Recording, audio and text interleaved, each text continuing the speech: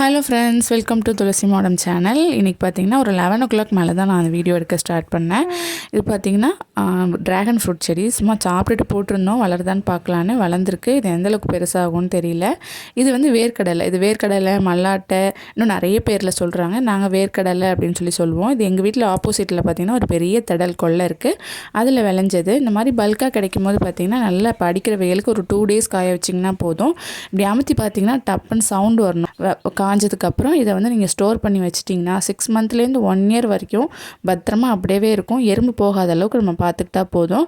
இது நல்லா எஸ்பெஷலி மழை காலத்தில் பார்த்திங்கன்னா சூப்பராக யூஸ் ஆகும்.